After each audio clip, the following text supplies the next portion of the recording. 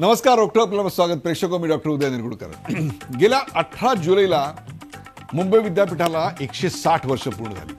1857 साली ब्रिटिश साम्राज्याच्या विरोधात पहिला उठाव भारतात झाला. त्याच वर्षी मुंबई विद्यापीठाची स्थापना झाली. भारतातल्या या सर्वात जुन्या विद्यापीठांपैकी एक म्हणजे आपलं मुंबई विद्यापीठ. राजाबाई टॉवर खालच्या त्या दीक्षांत सभागृहात पहिल्या वर्षी केवळ 4 विद्यार्थ्यांना पदवीदान करण्यात आलं होतं आणि आज ही संख्या तब्बल 4.4 लाखावर जाऊन पोहोचली आहे. असं ऐतिहासिक गौरवशाली परंपरा, भव्य परंपरा असलेलं मुंबई विद्यापीठ गेल्या काही वर्षात गाजतंय ते नेमक्या चुकीच्या कारणांसाठी. मुंबई विद्यापीठांच्या परीक्षांचा निकाल वेळेवर न लागल्यामुळं राज्यपाल आणि कुलपती सी विद्यासागर राव यांनी कुलगुरू डॉक्टर संजय देशमुख यांना खडसावल्याचं समजतंय. येत्या 31 जुलैपर्यंत सर्व परीक्षांचे निकाल जाहीर करा असा आदेशच त्यांनी एकदा कुलगुरूंना दिलाय. मुंबई विद्यापीठाच्या परीक्षा विभागात ही भजबजपुरी काय आजची नाही, ही काही नवीन गोष्ट नाही. परीक्षांचा निकाल लागण्यात दिरंगाई होणं हे देखील काही नवीन नाही. अगदी पानवाल्याकडे निकाल मिळणं, रेल्वे प्लॅटफॉर्मवर प्रश्नपत्रिका मिळणं हे देखील आता काही नवीन नाही. हे सगळं टाळण्यासाठी आणि उत्तरपत्रिका तपासणीत पारदर्शकता आणण्यासाठी कुलगुरू डॉक्टर संजय देशमुख यांनी ऑनलाईन पेपर तपासणीचा खरं तर एक धाडसी असा निर्णय घेतला. अग्रवाल समितीच्या सूचनेनुसार हा निर्णय घेण्यात आला होता आणि तो एक प्रकारे बंधनकारक होता. त्याबद्दल कुलगुरूंचं कौतुक होत नाही. तोच ऑनलाईन पेपर तपासणीचा वाद समोर आला. ही लढाई तशी विषम होती. एकीकडे प्राध्यापकांची मानसिकता, तंत्रज्ञानातले अडसर आणि यातून ज्यांची दुकानदारी बंद होणार आहे त्यांचा होणारा अंतस्थ छुपा विरोध, कॉलेजांकडून ऍप्लिकेशन फी वसुलीसाठी लावलेला तगादा आणि त्यानंतर फी वसुलीसाठी उगारलेला दंडुका, त्यामुळे नाराज झालेले कॉलेज आणि कॉलेजचे प्राचार्य, त्यांची असहकाराची भूमिका, सगळेच संबंधित घटक कुलगुरूंच्या विरोधात एकत्र उभे ठाकलेले. ऑनलाईन पेपर तपासणीचा निर्णय राबवायचा कसा यापेक्षा तो फसेल कसा याकडे सर्वांचं लक्ष लागलेलं. त्यामुळे तो निर्णय फसला की कुणाला फशी पाडायचं यासाठी सगळा खटाटोप सुरू झालेला. तर दुसरीकडे संबंधितांना विश्वासात न घेण्याची मानसिकता. कोणती नवी योजना राबवताना व्यवस्थापनाची जी काळजी घ्यावी लागते, गॉड लाईज इन डिटेल्स, ती कुलगुरूंनी का घेतली नाही. 18 लाख उत्तरपत्रिका तपासण्याचं लक्ष, त्यासाठी कामाला लावणारे ते तासिका तत्वावरचे कंत्राटी पोटभरू प्राध्यापक. एकीकडे ऑनलाईन पेपर तपासणीचं शिवधनुष्य उचललं म्हणून कुलगुरूंचं कौतुक करायचं की प्रत्यंचा लावताना धनुष्य तुटलं म्हणून त्याला दोष द्यायचा. मुंबई विद्यापीठाला कुलगुरू नाही, परीक्षा नियंत्रकाचं पद रिक्त, रजिस्ट्रार आता तडकाफडकी बदली झालेले. अशा परिस्थितीत कुलगुरू संजय देशमुख एकाकी लढतायत. राजभवनातून येणाऱ्या तोफगोळ्यांचा सामना करत बाजीप्रभू सारखी खिंड लढवत आहेत. त्यात कुलगुरू भेटत नाहीत, वादग्रस्त लोकांबरोबर वावरतात, अशा तक्रारी पालकांकडून थेट राज्यपालांकडे केल्या गेल्या. गेल्या वर्षी मुंबई विद्यापीठाला एकही पेटंट मिळालेलं नाही. या सगळ्या गोष्टी मुंबई विद्यापीठाच्या बाबतीत एकाच वेळी जुळून कशा काय आल्या. 31 जुलैच्या आत निकाल लावण्याची मुदत पाळता येणार नाही असं परीक्षा विभागातले अधिकारी खासगीत का बरं सांगतायत. तर काहीही करून या मुदतीच्या आत निकाल लावायचा निर्धार कुलगुरू जाहीरपणे का सांगतायत. यासाठी 4 दिवस कॉलेज बंद ठेवण्याचा निर्णय त्यांनी घेतलाय, तो योग्य आहे का, त्यावरून त्यांच्यावर टीकेच्या फैरी झाडल्या जात आहेत. या सगळ्या वादात राजकीय पक्षांनी पण उडी घेतली. सध्या सुरू असलेल्या गोंधळावर कुलगुरू हटाव हे जणू काही एकमेव उत्तर आहे असं शिवसेनेला का वाटतंय. शिवसेनेचा निशाणा कुलगुरूंवर आहे की भाजपवर आहे, पण समोर कुलगुरू सापडलेत का. परीक्षा विभागातला हा गोंधळ नेमका कुणामुळे उडालाय. कंत्राटी प्राध्यापकांकडून पेपर तपासणी करून घेतल्यानं पुनर्मूल्यांकनाचा प्रश्न निर्माण होणार नाही हे कशावरून. जे ऑनलाईन पेपर तपासणीला विरोध करतायत त्यांना सोबत घेऊन काम करण्याचं आव्हान कुलगुरू कसं पेलणार. कुलगुरूंचा पारदर्शकतेचा हट्ट आता विद्यार्थ्यांच्या मुळावर येणार आहे का. आणि उशिरा निकाल लागल्यानं विद्यार्थ्यांचं शैक्षणिक वर्ष वाया गेलं तर त्याची जबाबदारी कुलगुरू घेणार आहेत का. चला यासारख्या असंख्य प्रश्नांचा वेध घेऊयात आजच्या खास रोखठोक कार्यक्रमात. आता परीक्षा विद्यापीठाची.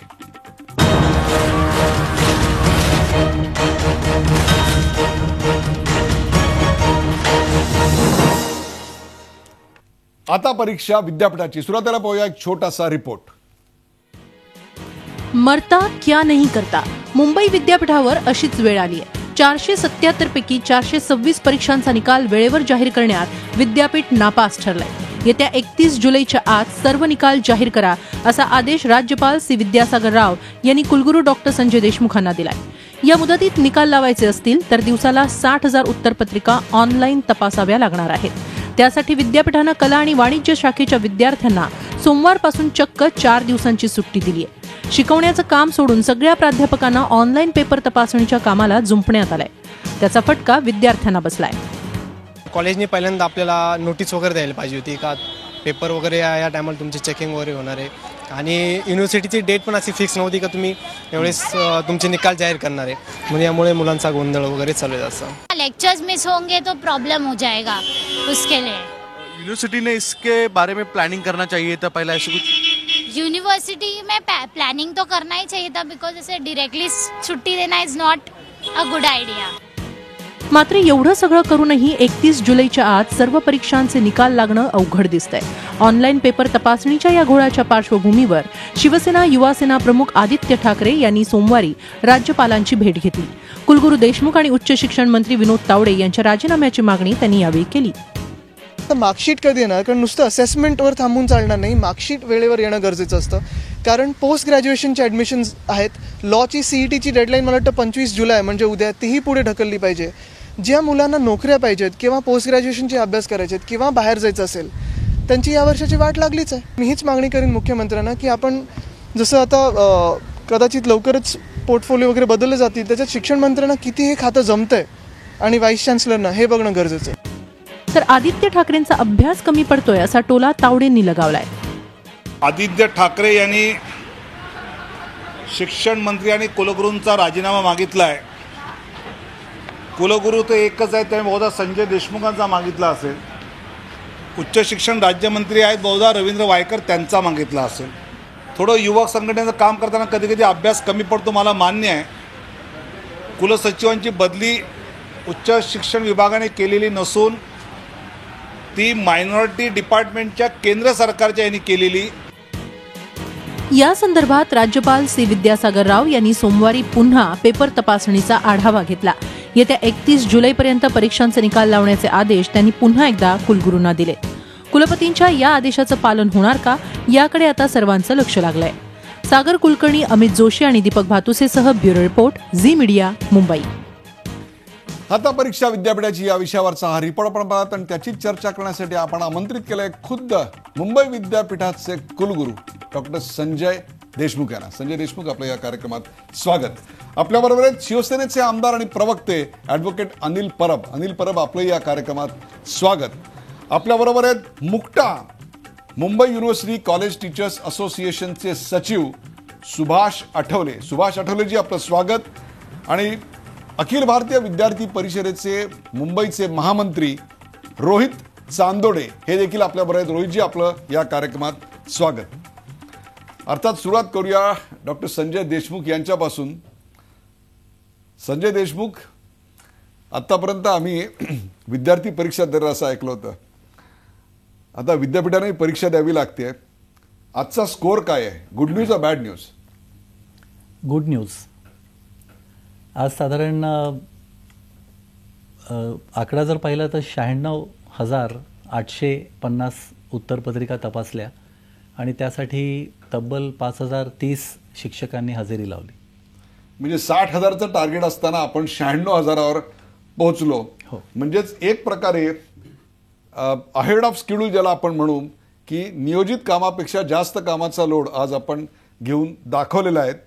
31 जुलैची डेडलाईन पाळण्याबाबत, अंतिम तारीख निकाल जाहीर करण्याची पाळण्याबाबत आपण कितपत खात्रीने सांगू शकता? हा कार्यक्रम लाखो हजारो विद्यार्थी बघतायत. माझ्या मते हा जो काही पेपर तपासणीचा दर आहे तो जर आम्ही कायम राखला तर उद्दिष्ट काही कठीण आहे असं मला वाटत नाही. तुम्ही 100% सांगू शकता की आपण आपली डेडलाईन जी दिलेली आहे ती डेडलाईन अचीव्ह करणार? सध्याच्या एकंदर जी काही विद्यापीठाने तयारी केलेली आहे हे उद्दिष्ट गाठण्यासाठी, त्यानुसार आम्ही नक्कीच यामध्ये यशस्वी होऊ असं मी म्हणू शकतो. तथापि आपण जसं म्हणतो की क्रिकेटच्या खेळामध्ये तुमच्या हातामध्ये 9 गडी आहेत आणि तुम्ही 45 ओव्हर खेळून झालेले आहेत आणि 5 ओव्हरमध्ये 50 रन काढायचे, तर अशा वेळेला विचारलेल्या प्रश्नाचं उत्तरसुद्धा पॉझिटिव्हच असू शकतं आणि आम्ही नेहमीच पॉझिटिव्हली विचार करतो. जे विद्यार्थी पालक कार्यक्रम बघतात त्यांच्यासाठी एक काहीशी आनंदाची अशी दिलासादायक अशी बातमी म्हणजे आता कुलगुरूंनी स्पष्टपणे खात्री दिली की एका दिवसात 96,000 उत्तरपत्रिका आम्ही तपासत आहोत आणि 31 जुलैची डेडलाईन आम्ही नक्की पाळू. अनिल परब, हे ऐकून तुम्हाला आनंद होतोय की आपण अजूनही साशंक आहात? माझ्या मनात तर अतिशय शंका आहे.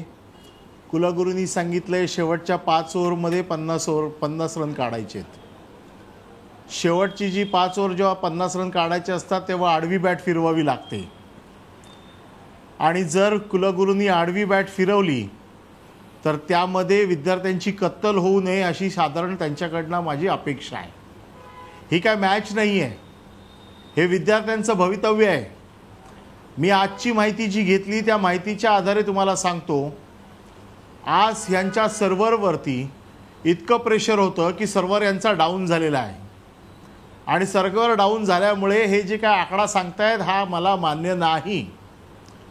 आज 18 लाख पेपर्स त्यांना तपासायचे आहेत, त्याच्यापैकी 5 ते 6 लाख पेपर फक्त तपासून झालेले आहेत. नागपूर विद्यापीठाकडे पाठवलेत पेपर तपासायला, कॉन्ट्रॅक्टवरती दिलेले आहेत पेपर तपासायला. कदाचित उद्या शाळेच्या म्हणजे 12वीच्या मुलांना पण सांगतील पेपर तपासायला. म्हणजे उद्दिष्ट गाठण्याच्या दृष्टीने कुठल्याही टोकाला आता युनिव्हर्सिटी जाऊ शकते असं माझं मत आहे.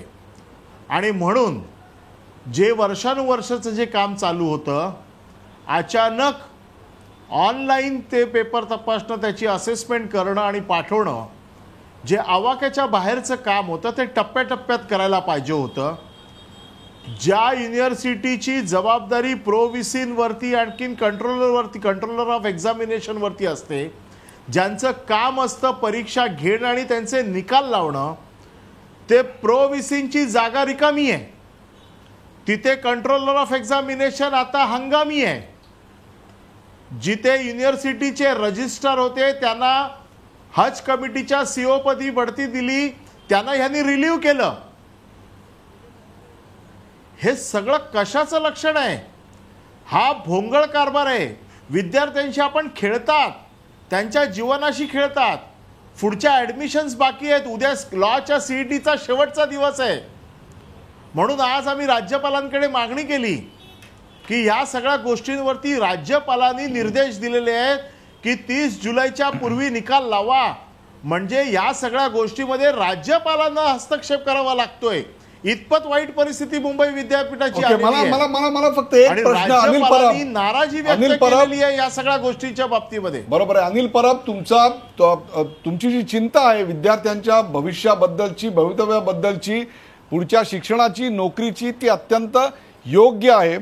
परंतु जे 3 इतर मुद्दे आपण मांडलेत ते म्हणजे कुलगुरू, परीक्षा नियंत्रक आणि रजिस्ट्रारना त्यांच्या जबाबदारीतून मोकळं करणं, या तिन्ही गोष्टीला केवळ कुलगुरू जबाबदार आहेत का या व्यवस्थेतली यंत्रणा जी आहे ती यंत्रणाला जबाबदार असू शकते? हे बघा, ज्या वेळेला एखादी, आता त्यांच्याच भाषेत सांगतो, त्यांनी क्रिकेटचं उदाहरण दिलं म्हणून, कॅप्टन म्हणून एक रिस्पॉन्सिबिलिटी असते आणि जेव्हा कॅप्टन आपली रिस्पॉन्सिबिलिटी पार करू शकत नाही तेव्हा त्याला त्याच्या जबाबदारीतनं मुक्त केलं जातं.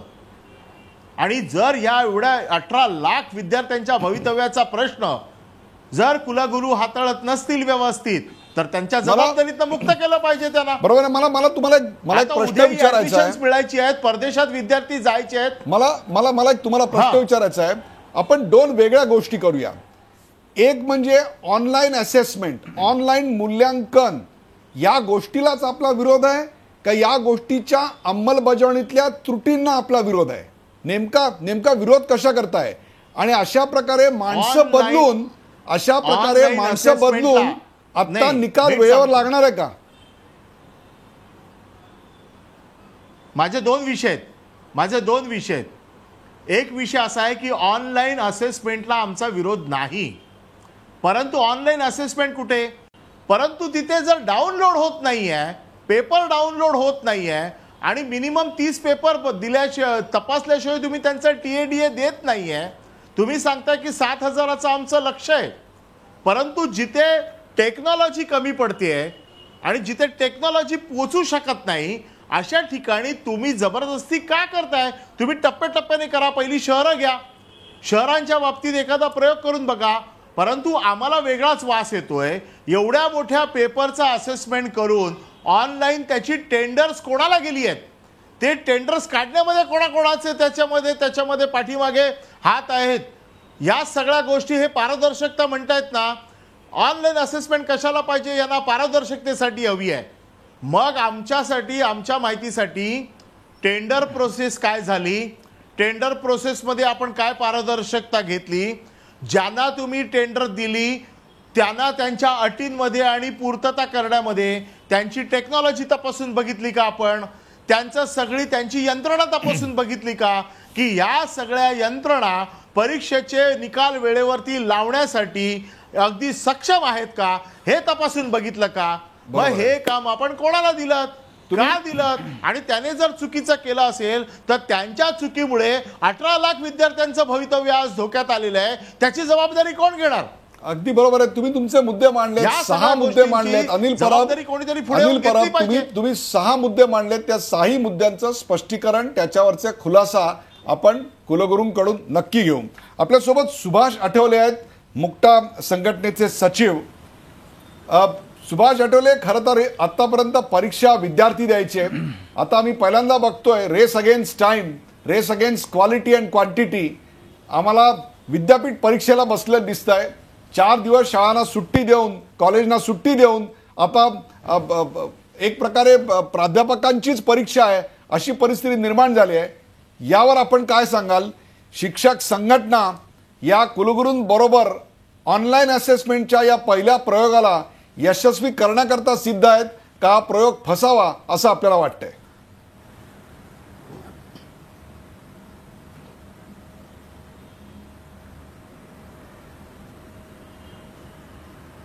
आवाज केला, ऐकू येत आहे तुम्हाला? ऐकू येत आहे?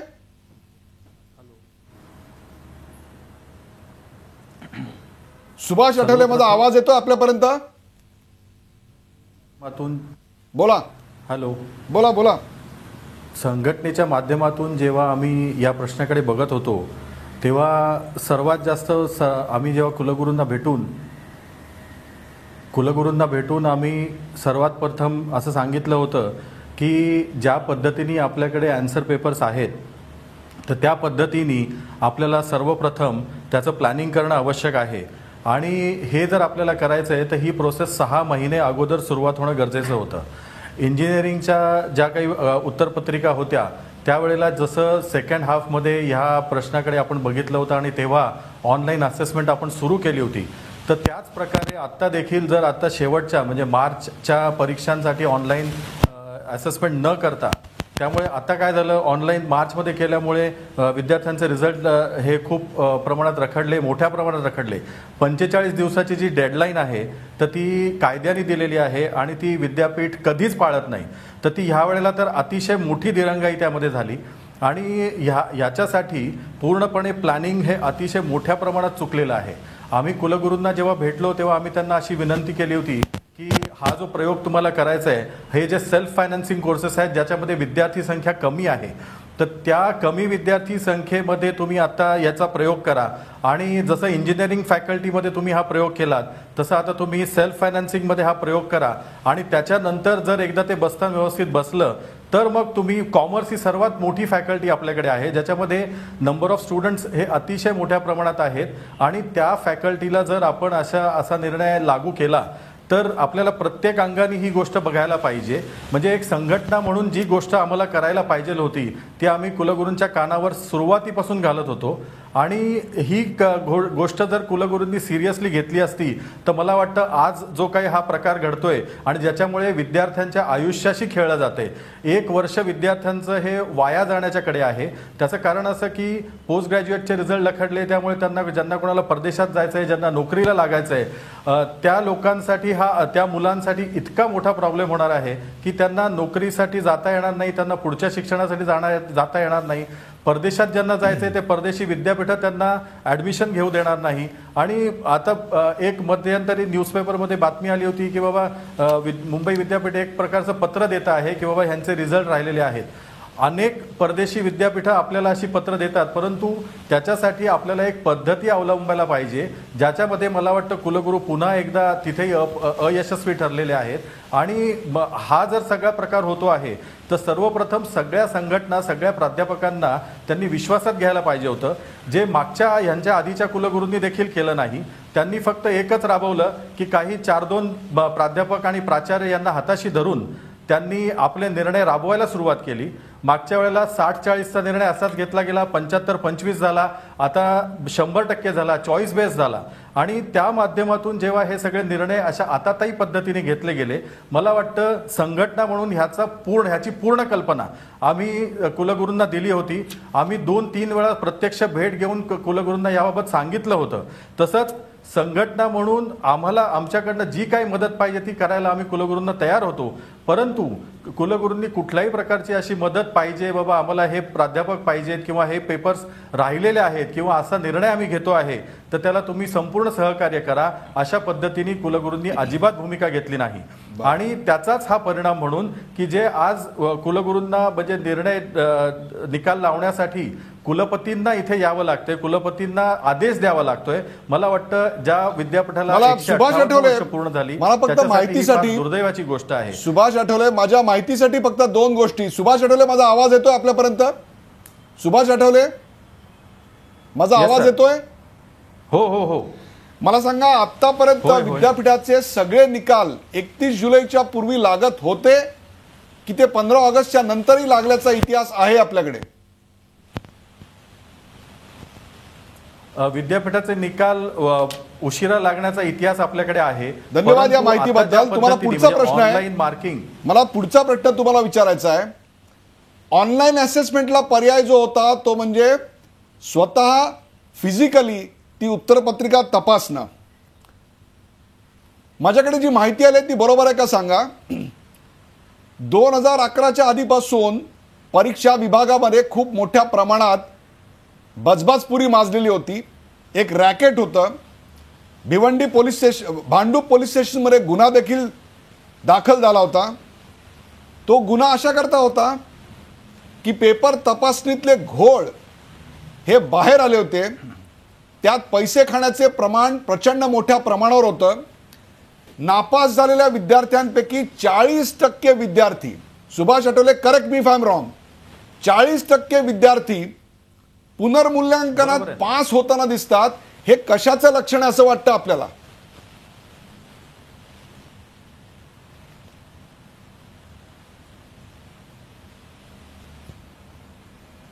ऐकू आलं बोलणं? हॅलो, शेवटचं नाही आलं. हे जे आपण पहिल्यांदा म्हणालात की जे काही भांडूप पोलीस स्टेशनमध्ये FIR दाखल झाला आहे, आता या बाबतीत सुद्धा अनेक वेळा कुलगुरूंनी याच्यासाठी खरं तर अतिशय स्ट्रॉंग भूमिका घेणं अपेक्षित होतं.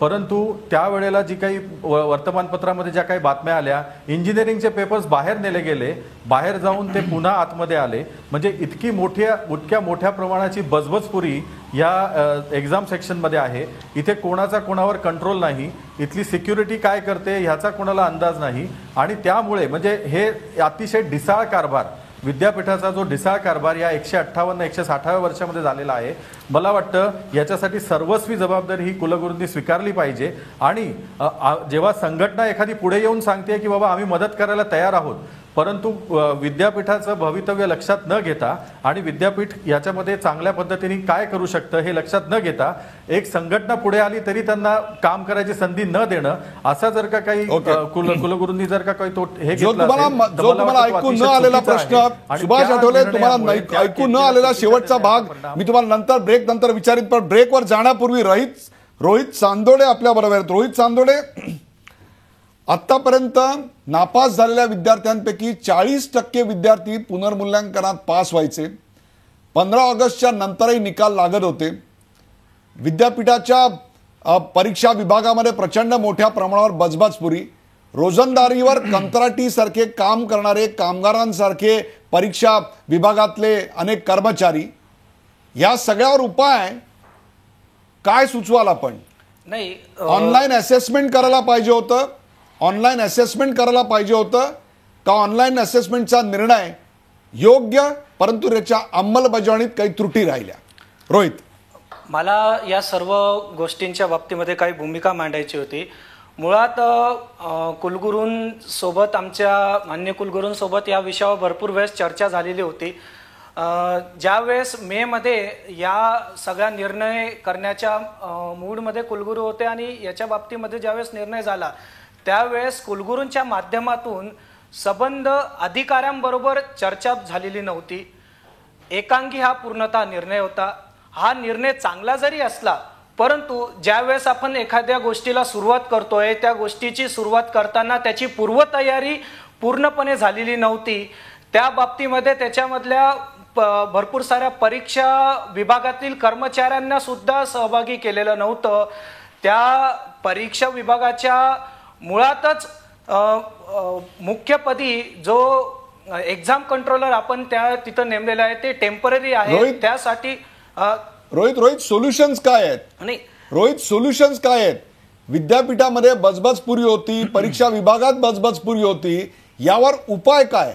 माणसं बदलणं का माणसांना व्यवस्था बदलण्यासाठी सक्षम करणं, नेमकं काय करायला पाहिजे आता असं वाटतं आपल्याला? नाही, नेमकं उदयजी विषय एवढाच आहे की या बाबतीमधल्या याच्यामधल्या या सगळ्या याच्यामध्ये ऑनलाईन असेसमेंट हा उपाय आहे, परंतु यावेळेस ऑनलाईन असेसमेंट करतानाच्या वेळी त्याची पूर्वतयारी कितपत केलेली होती? ओके, मग तुम्ही सुभाष आठवले यांनी जो मुद्दा मांडलेला आहे, उदयजी याच्यामुळे अनेक साऱ्या विद्यार्थ्यांचं भवितव्य टांगणीला लागलेलं आहे. याच्यावर या सगळ्या गोष्टी आमचं म्हणणं एवढंच होतं. रोहित, विद्यार्थ्यांचं भवितव्य टांगलेलं लागलेलं आहे, म्हणूनच आदित्य ठाकरे आज कुलपतींना भेटले आणि म्हणूनच आपण आज हा कार्यक्रम करतोय. तो मुद्दा पुन्हा सांगण्यामध्ये एका प्रश्नाची 2 उत्तर घेण्यात काय अर्थ आहे? 6 जुलैला या व्यतिरिक्त काही वेगळा मुद्दा आहे का तुमच्याकडे? नाही, 6 जुलैला आम्ही सुद्धा राज्यपालांना भेटलो होतो. या विषयामधल्या मुळातच कुलगुरूंनी राजीनामा द्यावा ह्या विषयावर ही चर्चा नाहीये, परंतु मुळातच या विद्यार्थ्यांवर जो अन्याय झालेला आहे त्याच्या बाबतीमध्ये कुलगुरूंनी कुठली कारवाई व्हायला हवी आणि त्यांनी सुद्धा या बाबतीमध्ये राजीनामा द्यायला हवा. परंतु पूर्ण सगळ्या विद्यार्थ्यांच्या बाबतीमधल्या ज्या गोष्टींच्या बाबतीमध्ये तुम्ही जे काम करतायत त्या कामाला तुमची पूर्वतयारी नव्हती, हे स्वतः कुलगुरू सुद्धा मान्य करायला तयार नव्हती. 7 ते 8 मुद्दे आहेत, या सगळ्याची उत्तरं घेऊया कुलगुरूंकडून एका ब्रेक नंतर. कुठे जाऊ नका, पाहत राहा झी 24 तास प्रभात आहे. आता परीक्षा विद्यापीठाची.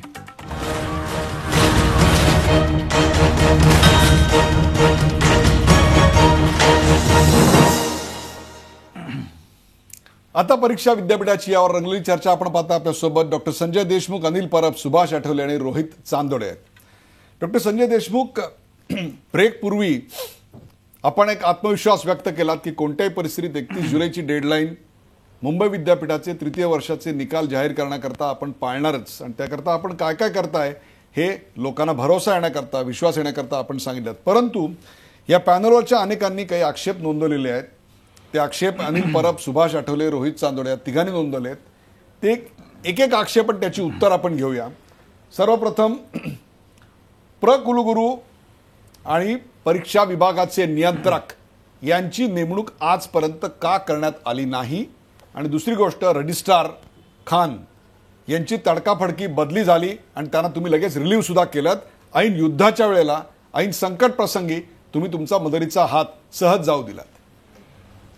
सर्वप्रथम कुलगुरूंच्या बाबतीत मला असं सांगायचं आहे की मी 7 जुलै 2015 रोजी कुलगुरूपदाची जबाबदारी स्वीकारली आणि त्यानंतर 31 ऑगस्ट 2015ला, म्हणजे केवळ 2 महिन्यापेक्षा कमी कालावधीमध्ये आपला महाराष्ट्र विद्यापीठ कायदा 1994 हा संपुष्टात आला. आणि त्यानंतर नवीन कायदा अस्तित्वात येईपर्यंत प्रमुख नेमणुका या साधारणपणे केल्या जात नाहीत. आणि नवीन कायदा त्यानंतर एक 5 ते 6 महिन्यामध्ये अस्तित्वात येईल अशा पद्धतीने आपण प्रयत्न सुरू केले. आणि कायद्याच्या ड्राफ्टिंग कमिटीचा मी सुद्धा स्वतः सदस्य होतो. तथापि नवीन कायद्यामध्ये काही सूचना येण्यासाठी आणि सर्वसमावेशक करण्यासाठी समाजातील सर्व स्तरांमधून त्याच्यावरती प्रतिक्रिया घेण्याचं काम जे अतिशय चांगल्या पद्धतीने केलं गेलं, त्यामुळे कायदा अस्तित्वात यायला उशीर झाला आणि तो आता यावर्षी 1 मार्चपासून अस्तित्वात आला आहे. त्यामुळे कुलगुरूंच्या बाबतीमध्ये शासनाशी चर्चा करताना माझी ही भूमिका अशी राहिली होती की ज्याचा उल्लेख 1974च्या कायद्यामध्ये होता की जिथे पहिल्या 250 महाविद्यालयांना म्हणजे ज्या विद्यापीठाला 250 महाविद्यालय संलग्नित असतील त्यासाठी एक कुलगुरू आणि त्यानंतर प्रत्येक 150 अधिक महाविद्यालय दर 150 महाविद्यालयांमागे एक अशा पद्धतीने एकापेक्षा जास्त कुलगुरू आपल्याला नेमता येऊ शकतील अशी कायद्यात तरतूद होती. तर त्यानुसार मुंबई विद्यापीठासारख्या तब्बल 767 महाविद्यालयांशी संलग्नता राखणाऱ्या विश्वविद्यालयाला कमीत कमी 4 कुलगुरू असायला हवेत अशा प्रकारची एक माझी भूमिका मी मांडली होती. तथापि त्यावेळेच्या कायद्यामध्ये म्हणजे 1994च्या कायद्यामध्ये त्याचा तसा उल्लेख नसल्यामुळे नवीन कायद्यामध्ये कदाचित तो उल्लेख होईल या अपेक्षेने आम्ही काही दिवस वाट पाहायचं ठरवलं. आणि आता कायदा अस्तित्वात आल्यानंतर प्रकुलगुरूपद भरण्यासाठी आवश्यक ती संपूर्ण प्रक्रिया आम्ही पूर्ण केलेली आहे आणि आम्ही आदरणीय कुलपतींच्या निर्णयाची वाट पाहत आहोत. दुसरा मुद्दा परीक्षा नियंत्रकांच्या नेमणुकीसाठी मी पदाचा कार्यभार स्वीकारल्यानंतर मी लगेचच आम्ही जाहिरात दिली आणि त्या जाहिरातीद्वारे सक्षम अशा परीक्षा नियंत्रकाची नेमणूक करण्यासाठी आम्ही अर्ज मागवले.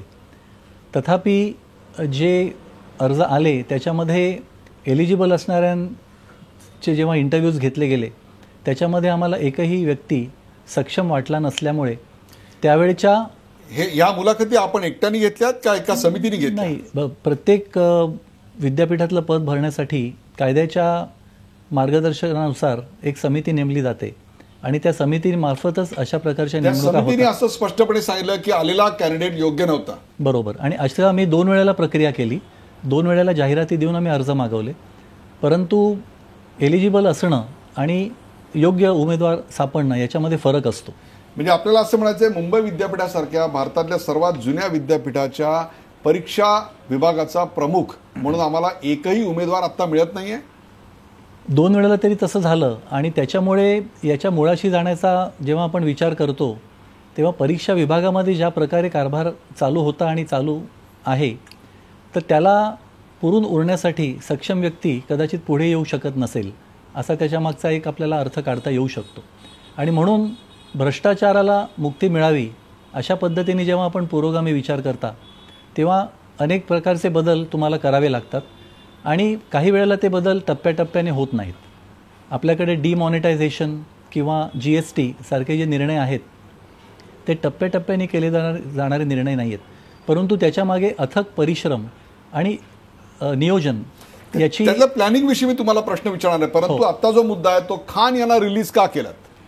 सर्वप्रथम मी अनिलजींनी हे जे स्टेटमेंट केलेलं आहे मी आदरपूर्वक सांगू इच्छितो ते सत्याला अनुसरून नाही आहे.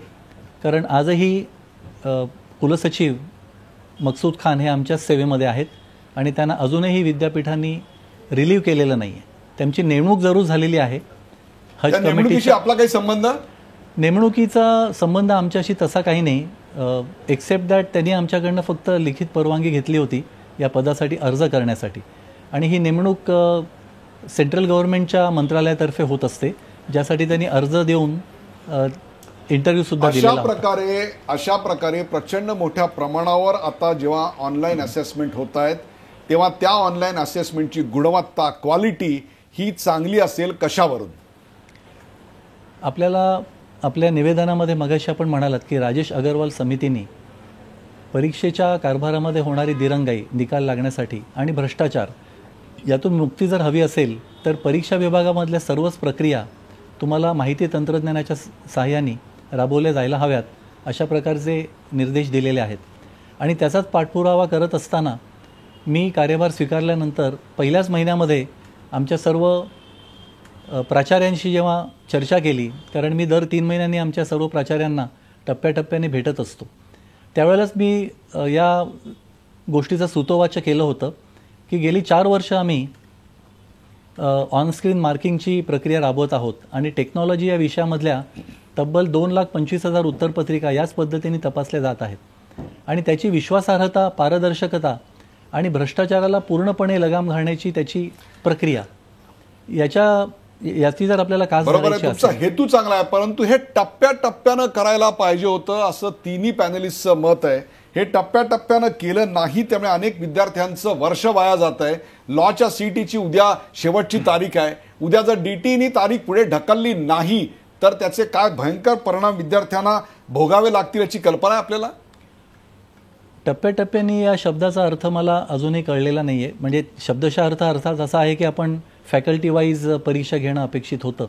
तथापि जेव्हा आम्ही एक 20% इतक्या उत्तरपत्रिकांचा 4 वर्षाचा अनुभव जेव्हा पाठीशी असतो तेव्हा टेक्नॉलॉजीमधली विश्वासार्हता जेव्हा आपल्याला पटलेली असते आणि त्यासाठी सक्षम ऑर्गनायझेशन जर आपल्याला आयडेंटिफाय करता आली तर आपण किती मोठ्या प्रमाणामध्ये अशा प्रकारची योजना राबवू शकतो हा विश्वास मनामध्ये होता.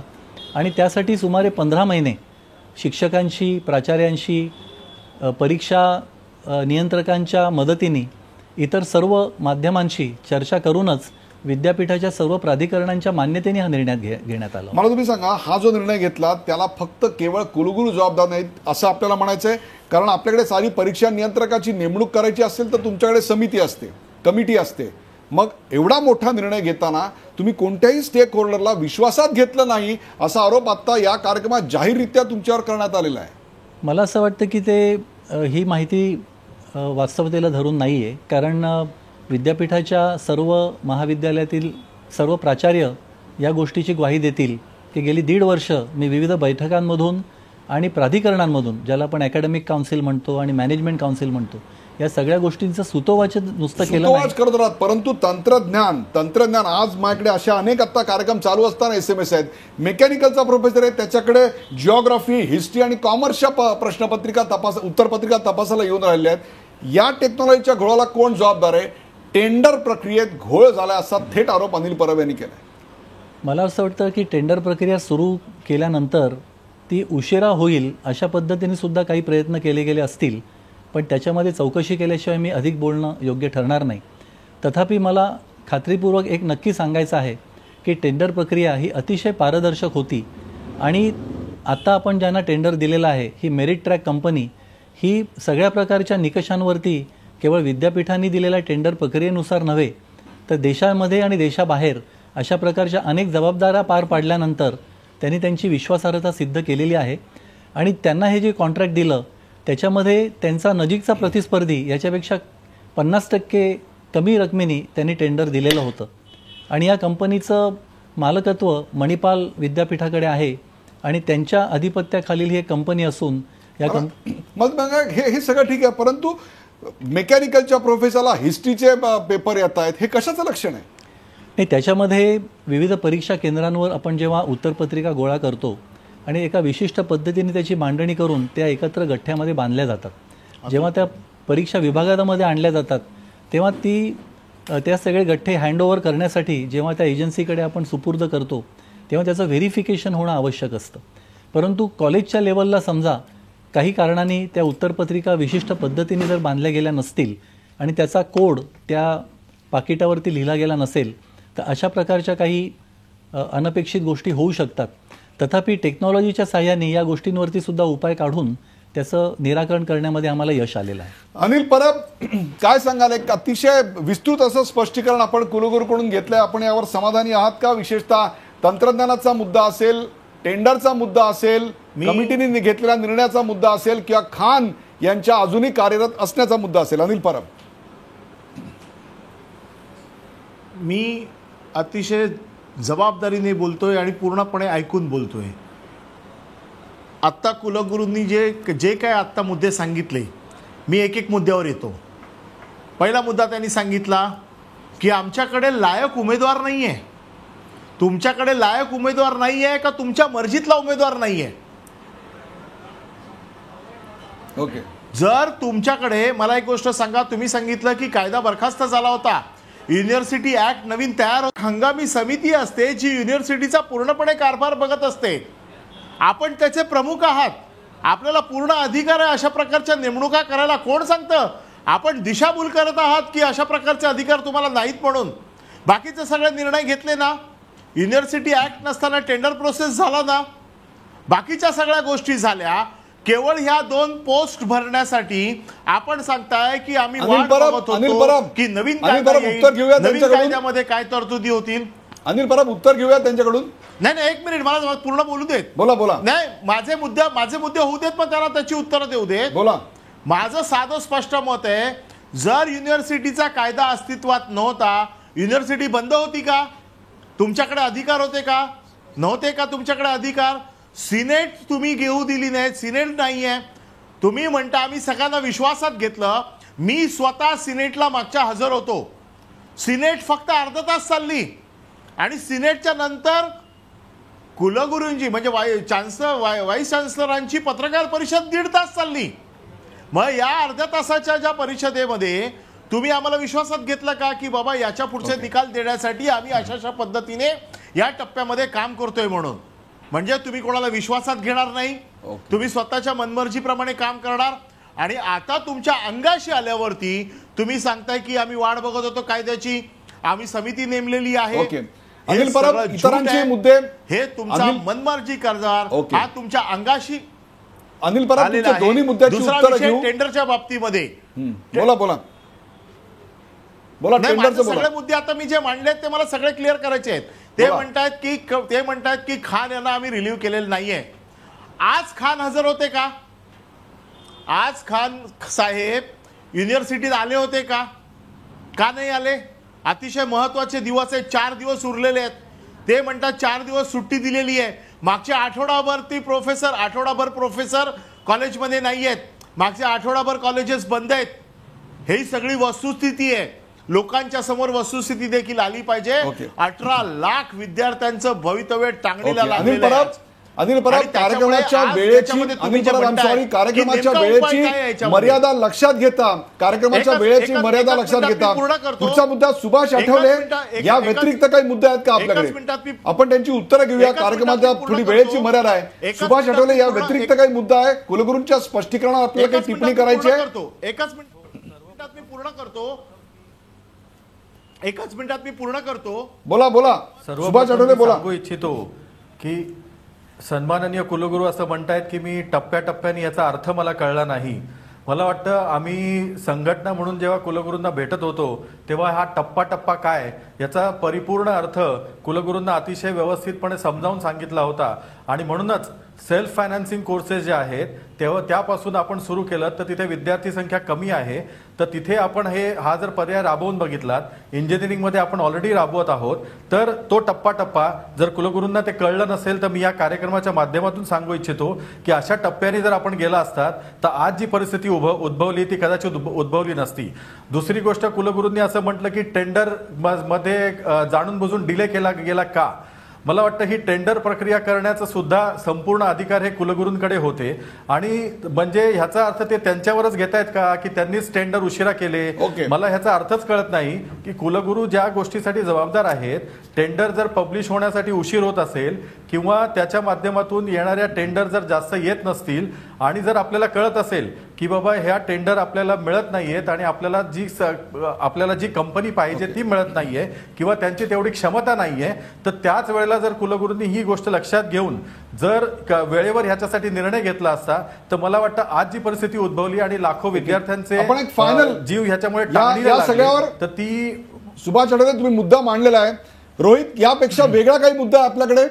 रोहित, कुलगुरूंच्या स्पष्टीकरणावर काही वेगळा मुद्दा आहे? नाही, कुलगुरूंनी जे स्पष्टीकरण दिलं त्याच्यामध्ये मला थोडंसं याच्यामध्ये बोलायचं आहे.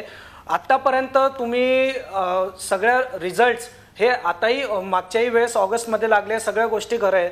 परंतु जे उशिरा रिझल्ट्स लागले त्याच्यामध्ये काही स्पेसिफिक सब्जेक्टचे आतापर्यंत उशिरा रिझल्ट्स लागले होते. आतापर्यंत सर्वच्या सर्व जवळजवळ 400 परीक्षांचे अजून निकाल लागायचे बाकी आहे. आपण सगळेजण पॉझिटिव्ह विचार करतोय, पण हा सगळा गोंधळ कोणामुळे झाला याच्यावर कोणीही बोलत नाही. याला सर्वस्वी कुलगुरू जबाबदार आहे. कुलगुरूंचा एकांगीपणा, एकाधिकारशाहीपणा त्यांचा याला जबाबदार आहे. माझं म्हणणं आहे याला सोल्युशन म्हणून राजीनामा आपण मागणी करू शकतो, परंतु आता ज्या विद्यार्थ्यांचं नुकसान झालंय त्याच्या बाबतीत काय? ज्या विद्यार्थ्यांना पुढे पीजी साठी ऍडमिशन घ्यायचंय, ज्या विद्यार्थ्यांना लॉ मध्ये ऍडमिशन घ्यायचंय, रोहित या सगळ्यांसाठी कार्यक्रमाच्या वेळेची मर्यादा फक्त लक्षात घेता या सगळ्याचं एक शेवटची कॉमेंट कुलगुरूंकडून. मला असं वाटतं की विद्यापीठाची जबाबदारी घेतल्यानंतर विद्यापीठाची जी त्रिसूत्री आहे, विश्वासार्हता, पारदर्शकता आणि उद्यमशीलता, या तिन्ही गोष्टी पुरेपूर आपल्याला उतरवता याव्यात यासाठी मी प्रयत्न करतो आहे आणि त्याच्यामध्ये बऱ्याच अंशी यशही आलेलं आहे. तथापि कुठल्याही गोष्टीमध्ये आपल्याला जेव्हा भ्रष्टाचाराच्या विरुद्ध लढाई लढायची असेल तर आपल्याला अनेक गोष्टींचा सामना करावा लागतो आणि अशा वेळेला आत्ता जो काही उशीर आपल्या या रिझल्ट्स लागण्यासाठी झालेला आहे त्याच्यामध्ये एक गोष्ट आपण जी पाहायला हवी ती म्हणजे आज आपण जेव्हा आवाहन करतोय तेव्हा सर्व प्राचार्य, सर्व शिक्षक ज्यांची संख्या 14,000 एवढी आहे, जे ऑफिशियल आपले परीक्षक आहेत, तर या सगळ्यांनी एकत्रितपणे येऊन या सर्व प्रश्नांवरती मार्ग काढण्यासाठी एकत्रित यायचं ठरवलेलं आहे आणि ते आजपासून सिद्धही होतं आहे. किंबहुना मी असं म्हणेन की कुलपतींनी जेव्हा आम्हाला 5 जुलैला आदेश दिला त्यानंतरच्या 22 दिवसामध्ये आपण 60% उत्तरपत्रिकांची तपासणी करू शकलेलो आहोत आणि त्यासाठी आपल्याला म्हणजे एकही दिवसाची सुट्टी द्यावी लागली नाही. आता आम्ही जी 4 दिवसाची सुट्टी दिलेली आहे ती आम्ही शिक्षकांना एवढ्यासाठी दिलेली आहे जेणेकरून आम्हाला हे टार्गेट गाठता येऊ शकेल. आणि त्याच्याहून सर्वात महत्त्वाचं म्हणजे जगामध्ये सर्वात मोठ्या प्रमाणामध्ये आणि प्रथमच अशा प्रकारचा हा जो काही उपक्रम आपण राबवत आहोत त्याच्यामुळे आपल्या देशामधलंच नव्हे तर जगातलं आपण पहिलं विद्यापीठ असं ठरणार आहोत की आपल्याला अशा पद्धतीने पारदर्शकता आणता येईल. आणि आत्ता ही एकदा पारदर्शकता आली की याच्या कुठल्याही याच्या पुढच्या परीक्षांमध्ये अशा प्रकारे रिझल्ट उशिरा लागतील असं कदापि होणार नाही. परंतु पहिल्यांदा जेव्हा आपण एखादी गोष्ट करत असतो तेव्हा त्यातले अनेक कंगोरे आपल्याला कामाला सुरुवात केल्यानंतर लक्षात येतात. त्यामुळे कुठली तरी गोष्ट करायची या ध्यासाने जेव्हा तुम्ही सर्वांना एकत्र आणून सर्वसमावेशक असं धोरण राबवता तेव्हा तुम्हाला अडचणी येतात. परंतु अशा वेळेला अधिक डोळसपणे विचार शेवटचा प्रश्न, विद्यार्थ्यांचं वर्ष फुकट जाऊ शकतं याबद्दल काय सांगाल? ते तर अक्षम्य आहे. मला असं वाटतं की काही बाबतीमध्ये जिथे विद्यार्थ्यांनी परदेशी अर्ज केलेले आहेत किंवा भारतामध्ये इतर ठिकाणी पदव्युत्तर शिक्षणासाठी अर्ज केलेले आहेत याच्यामध्ये 2 ते 3 वेळेला आत्ता गेल्या 15 दिवसांमध्ये आपण त्या विद्यार्थ्यांचे निकाल विशेष प्रयत्न करून लावून त्यांचं वर्ष वाया जाणार नाही याची काळजी घेतलेली आहे. लॉच्या बाबतीत म्हणाल तर उद्या शेवटची तारीख असेल एंट्रन्सची परीक्षा घेण्याच्या फॉर्म भरण्याच्या बद्दलची. परंतु शासनाच्या डायरेक्टर ऑफ टेक्निकल एज्युकेशन ज्यांच्याकडे अतिरिक्त कारभारही आहे त्यांच्याकडून एक असा संकेत मिळतो आहे की 1 आठवड्याने ही परीक्षा घेण्याची शेवटची तारीख फॉर्म भरण्याची लांबवली जाऊ शकेल. त्याचबरोबर ज्यांना सनद मिळू शकते लॉची परीक्षा झाल्यानंतर निकाल लागल्यानंतर ती सनद मिळण्यासाठी बार काउन्सिल ऑफ इंडियाने आता एंट्रन्स एक्झाम घ्यायचं ठरवलेलं आहे आणि ती एंट्रन्स एक्झाम ही ऑगस्टच्या 3ऱ्या आठवड्यामध्ये होणार आहे.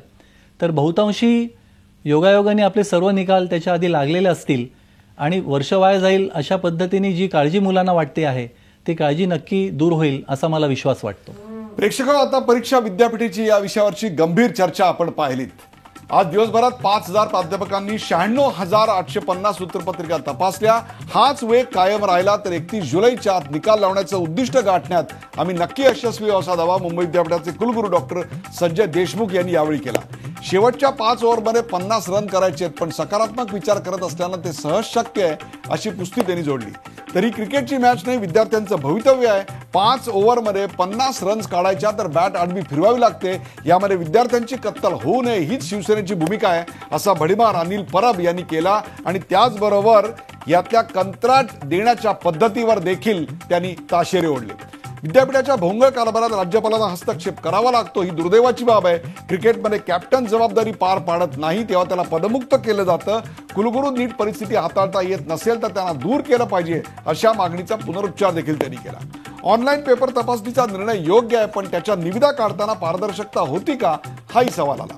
ऑनलाईन पेपर तपासणीचा निर्णय घेण्यापूर्वी कुलगुरूंनी प्राध्यापक संघटनेला विश्वासात घेतलं नाही. ऑनलाईन पेपर तपासणीची अंमलबजावणी टप्प्याटप्प्यानं व्हायला हवी होती अशी भूमिका, अशी एक मांडणी मुक्ताच्या सुभाष आठवले यांनी मांडली. ऑनलाईन पेपर तपासणीचा निर्णय चांगला आहे पण त्याची पूर्वतयारी केली नाही, अधिकाऱ्यांची चर्चा केली नाही. कुलगुरूंनी एकांगी निर्णय घेतला त्याचा फटका विद्यार्थ्यांना बसतोय. या सगळ्याची मांडणी आपल्याकडे अखिल भारतीय विद्यार्थी परिषदेचे महामंत्री रोहित चांदोळे यांनी केली. या सगळ्या आक्षेपांना कुलगुरूंनी त्यांच्या पद्धतीनं उत्तर दिली. ऑनलाईन पेपर तपासणीच्या निविदा प्रक्रियेला कसलाही घोळ झाला नाही हे त्यांनी आवर्जून सांगितलं. प्रेक्षको, या सगळ्या वादामुळे मुंबई विद्यापीठाच्या प्रतिष्ठेला गालबोट लागतं एवढं मात्र नक्की. विद्यापीठाच्या कारभारात पारदर्शकता उरलेली नाही. यंत्रणेत भ्रष्टाचाराची बजबाजपुरी माजली आहे. कुणाचं कसलंही उत्तरदायित्व आज दिसत नाही. हेच या सगळ्या प्रश्नाचं मूळ आहे. म्हणून आता कठोरपणे जबाबदारी निश्चित करायची वेळ आली आहे. जे कुणी आपलं कर्तव्य विद्यापीठात पार पाडणार नाहीत त्यांच्यावर कारवाई व्हायला हवी. ऑनलाईन पेपर तपासणी यंत्रणा चांगली आहे, पण परीक्षांचे निकाल वेळेवर लावणं, विद्यार्थ्यांचं शैक्षणिक नुकसान होणार नाही याची काळजी घेणं हे त्याहून महत्वाचं आहे. मुंबई विद्यापीठाचे ते आद्य कर्तव्य आहे. या परीक्षेत मुंबई विद्यापीठ उत्तीर्ण होईल अशी अपेक्षा बाळगूया. विद्यार्थ्यांना त्यांच्या कुवतीप्रमाणे मार्क मिळतील आणि पुनर्मूल्यांकनाची वेळ त्यांच्यावर येऊ नये. तसंच जे अभ्यासक्रम त्यांना पुढे निवडायचे आहेत, जो मार्ग त्यांना निवडायचा आहे, त्यातही ही दिरंगाई अडथळ ठरू नये. आणि कुलगुरूंनी सांगितलेल्या आत्मविश्वासाला जर दाद द्यायची असेल तर पुढच्या वर्षी अशा प्रकारचा कोणताही निकाल उशिरा लागण्याची सुतराम शक्यता नाही. हे देखील अत्यंत महत्वाचं आहे. या चर्चेत सहभागी झाल्याबद्दल सर्व मान्यवरांचे आभार. ताज्या बातम्यांसाठी पाहत राहा झी 24 तास. राहा एक पाऊल पुढे.